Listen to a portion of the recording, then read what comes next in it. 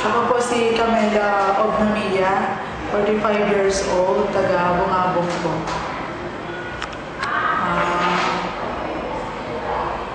Nung nag-take po ako ng barley ay lumakas yung katawan ko. Talagang after 7 days ay nawala yung malaking bukol sa kaliwang dede ko. Na-feel ko talaga na effective itong barley. Kaya hanggang ngayon ay pinagpapatuloy ko ito. At yung bukol ko dito sa kanang side, sa suso ko ay talagang nakita ko ang pagbabago. Lumiliit siya tayo-tayo. At nararamdaman ko talaga yung strong na pagiging malakas o Bali, sino po nag-introduce sa inyo ng green barley? Ang nag-introduce ko nito ay yung pamangkin ko na si Christina, taga dito po sa Boni, Mandaluyong. Kaya sa halip po na ako ay magpapa-chemo, magpapa-opera ay talagang ito na lang po ang pinili ko na mag-take ng barley. At naramdaman ko talaga na talagang lumalakas ako dito. Bali, kailan niyo po na naumpisahan na ano? Ako po ay nag-start dito noong February 12. Okay. 2009 at hanggang ngayon po ay tuloy-tuloy ang pag-take ko ng barley. 1 bottle a day at minsan po ay 2 bottles a day.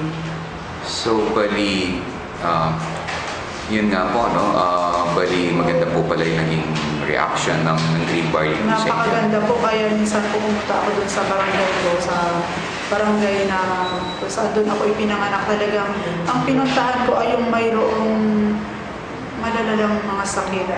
Gusto kong makashare din ng knowledge na to para sila ay mag-take din ng barley para maramdaman nila yung lakas ng katawan. Talagang sinikap ko yung mga kilala ko, mga kaibigan ko na may sakit talaga na nangangailangan ng barley na to. Sila rin ay makaramdaman. Maginhawahan na dala ng barley. Ayun, bali, kumbaga sa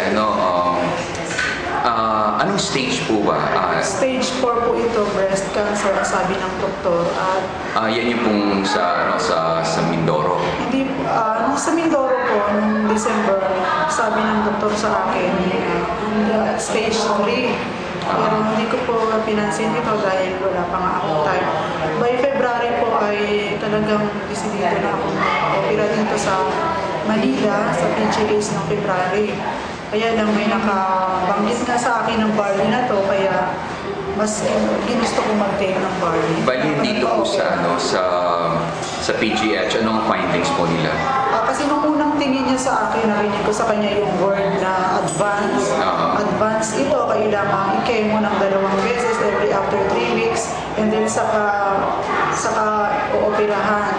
Tapos nag-refer ako dun sa ibang doktor, sabi nga niya, stage 4, kailangan makemo ito, maoperahan at makemo. Kaya hindi pa rin ako basta mag-take ako ng barley. Okay na siguro, bahala na lang siguro tulong. At yung pananalangin ko sa pag-take ko rin ng barley na to.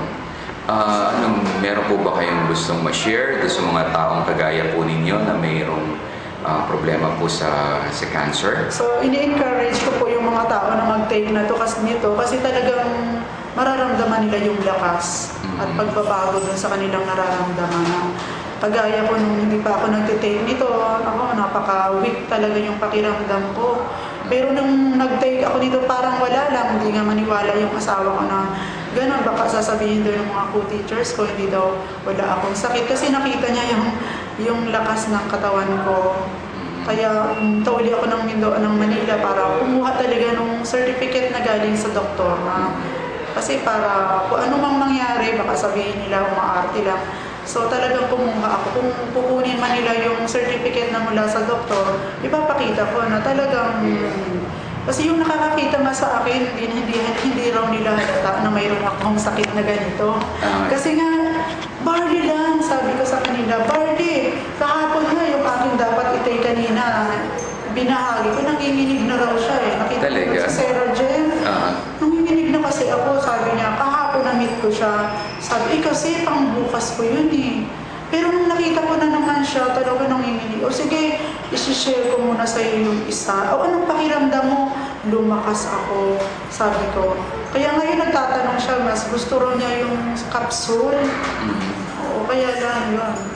Kahit nga wala pa siyang pera, pinahiram ko muna yung barley kasi naawa ko, nanginginig. O, take mo ito, yung one bottle after ng and then after pag-take mo nito, saka kakain. Sabi ko, basta tinulungan ko siya kung paano mag-take nito. Nung tinanong ko siya, sabi niya, ang lakas ko, effective. O, sabi ko na sa'yo ikaw kasi yung maniwala. Niyayaya ko siya mag-attend dito, sabi niya, medyo mahinang araw yung araw. Kasi nakilala ko lang siya sa Sera Gym kami doon. Tapos nagsishare na siya, nanginginig daw siya, giniginaw yung whole body niya kasi labandera siya sa aircon ba, sa laundry. So mag-take ka kaya ng barley, naku, lalakas ang body mo, sabi ko sa kanya. Kasi akin lang yun, pangbukas ko, wala na kasi sige na, sa awa ko naman, ako na lang yung dagdag kalahati para lang siya ma-share. So, pinagatian niyo yung isang bote? Hindi, yung isang bote talaga. Binigay ko siya sa kanya na wala pa kahit bayan. Naawa ko sa kanya. Tapos na yun, sabi ko, mag-attend ka rito. Wala naman siya, siguro time over. Okay. So, thank you very much po sa magandang po ninyo. At nawa itong pag-share po ninyo ay makapagbigay lakas loob dun sa mga taong mayroon ding mga kagaya po ng problema po ninyo sa cancer. So talagang God is so good and really praise God for that. Maraming salamat po ulit. Thank you very much po.